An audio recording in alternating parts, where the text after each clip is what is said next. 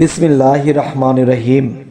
হে সমস্ত জগতবাসী, যদি কোনো ব্যক্তি স্বপ্নে দেখে যে তিনি জান্নাতে প্রবেশ করতেছেন, তখন এটির কি ব্যাখ্যা হবে?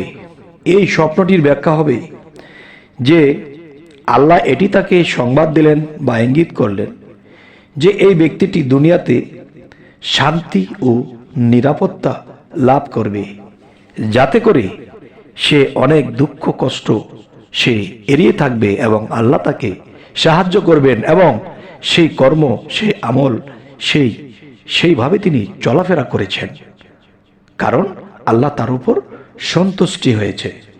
যদি কোনো ব্যক্তি স্বপ্ন দেখে যে তিনি দেখতেছে তাকে জান্নাতে প্রবেশ করানো হচ্ছে, তখন এই ব্যক্তিটি ঘুম ভেঙে ব্যাখ্যা কি করবে? তখন এই স্বপ্নের ব্যাখ্যা এটি হবে যে তার মৃত্যুর সময় ঘনিয়ে এসেছে এবং সে চিন্তিত হবে বাস্তবে, কিন্তু সেখানে তিনি আনন্দিতই ছিল। তবে আরো একটি বিষয় হলো,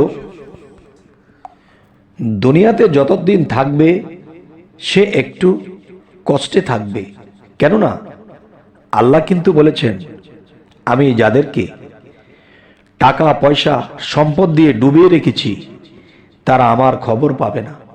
তাই এই পৃথিবীতে যারা একটু দুঃখ কষ্টে পতিত আছে কিন্তু ওই অবস্থায় আল্লাহকে কখনো ভুলে নাই, তখন আল্লাহ তাদেরকে দুনিয়াতে থাকতেই জান্নাতের সুসংবাদ দেয় এবং এই সুসংবাদটি তার মৃত্যুর সময় যখন ঘনিয়ে আসে তখনই দেয়, আর তখনই সেই ব্যক্তি বুঝে যাবে যে আমার সময় ঘনিয়েছে। তবে দুনিয়াতে যতদিন থাকবে এর পাশাপাশি তার অনেক আশা পূর্ণ করবেন এবং আল্লাহ তাকে ধীরে ধীরে নিষ্পাপ বানিয়ে এই পৃথিবী থেকে নিয়ে যাবেন। আর এই ব্যক্তি কোন ব্যক্তি এই স্বপ্ন দেখবে আর এই হাল হবে? অবশ্যই তিনি দুনিয়াতে চরিত্রবান, পরোপকারী এবং আল্লাহর ইবাদতকারী সৎ লোক, এর জন্যই এই স্বপ্নের সুসংবাদ।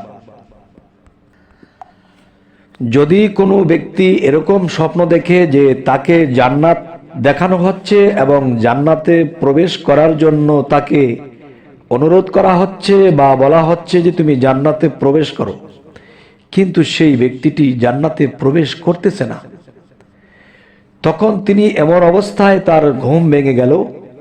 তখন এই ধরনের স্বপ্ন যদি কেউ দেখে তাহলে সে ব্যাখ্যা কি করবে?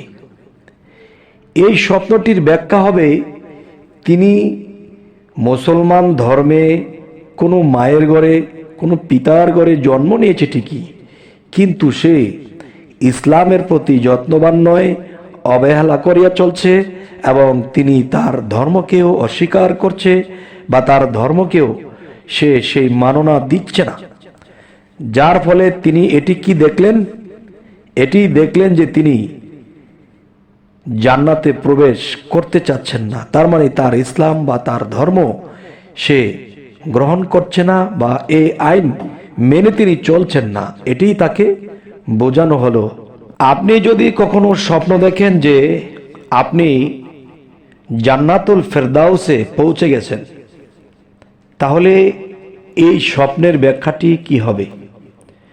আর জান্নাতুল ফেরদাউস সর্বশ্রেষ্ঠ সুখ শান্তিময় স্থান, আর সেখানে আপনি পৌঁছে গেছেন, তখন আপনি ঘুম ভেঙে ভাবছেন, হায় আমি কি আর কর্ম করেছি, কি আর আল্লাহর সন্তুষ্ট করতে পেরেছি, আমি স্বপ্ন দেখি যে আমি জান্নাতুল ফেরদাউসে পৌঁছে গেছি। এটি যদি আপনি কখনো স্বপ্ন দেখেন তাহলে এই কথাটির ব্যাখ্যা কি হবে? এটির ব্যাখ্যা খুবই সুন্দর বোঝার বিষয়। সেটি হলো, দেখুন যে আপনি আল্লাহর তরফ হইতে বাহ্যিকভাবে হোক বা আল্লাহর গুপ্তভাবে হোক, আপনি আল্লাহর এলেম আপনি লাভ করবেন এবং আপনি হেদায়েত প্রাপ্ত হবেন। আর এমনই হেদায়েত প্রাপ্ত হবেন যে হেদায়েতের মধ্যে আল্লাহর অলিত্ব আছে। সুবহানাল্লাহ। আল্লাহ আমাদেরকে তৌফিক দান করুন, আমরা যেন সত্য সঠিক হেদায়েতের পথে থাকি। যদি কোনো ব্যক্তি স্বপ্ন দেখে যে তিনি জান্নাতে প্রবেশ করতেছে মুস্কি মুস্কি হেসে, মুস্কি মুস্কি হেসে যখন সে জান্নাতে প্রবেশ করতেছে, এখন আপনি হোক আমি হোক যেই হোক স্বপ্ন দেখে ঘুম ভেঙে এখন আপনি উঠে সেই মুস্কি মুস্কি হাসছেন আর ভাবছেন এটা কি, আমি আল্লাহর এমন কি কর্ম এমন কি আমল করেছি আমি যে আল্লাহর জান্নাতে প্রবেশ করার সময় মুস্কি মুস্কি হাসতেছি। এর কারণ কি, এর ব্যাখ্যা কি? অবশ্যই এর ব্যাখ্যা আছে। এর ব্যাখ্যা এটাই হবে যে আপনি দুনিয়াতে যে কয়দিন বাঁচবেন আপনি আল্লাহর ফিকিরের সাথে বাঁচবেন। আলহামদুলিল্লাহ, আল্লাহ আমাদেরকে তৌফিক দান করুন। আর যদি কোনো ব্যক্তি তরবারি কোষমুক্ত করে জান্নাতে প্রবেশ করতে দেখতেছে, তবে এই স্বপ্নটির ব্যাখ্যা কি হবে? এই স্বপ্নটির ব্যাখ্যা হবে দুনিয়াতে এই ব্যক্তিটা যতদিন থাকবে সে অসৎ কাজের নিষেধ করবে এবং সৎ কাজের দিকে তিনি মানুষদেরকে প্রবেশ করাবেন এবং নিয়মিত তিনি সুনাম খ্যাতি অর্জন করবেন এবং পুরস্কার পাবেন। হে সমস্ত জগৎবাসী, আমাদের যে এই আলোচনাগুলো, স্বপ্নের ব্যাখ্যাগুলো অবশ্যই আমাদের বুঝে চলা উচিত, অবশ্যই খেয়াল করে শুনবেন। আর যদি কোনো ব্যক্তি স্বপ্ন দেখে যে জান্নাতে তওবা নামে একটা গাছ আছে, সেই তওবা নামের গাছের নিচেতে বসে আছে, তাহলে সেই তওবা নামের গাছের নিচে বসে থাকতে দেখলে আপনি স্বপ্নের থেকে ঘুম ভেঙে আপনি উঠে কি ব্যাখ্যা করবেন? এটির ব্যাখ্যা এটি হবে যে এটির ব্যাখ্যা হলো আপনি দুনিয়াতে যতদিন বাঁচবেন আপনি ততদিন সুনাম খ্যাতি তো পাবেন এবং ইহকাল ও পরকালের মঙ্গল আপনার জন্য আল্লাহ রেখেছেন, এটিই বুঝে নেবেন।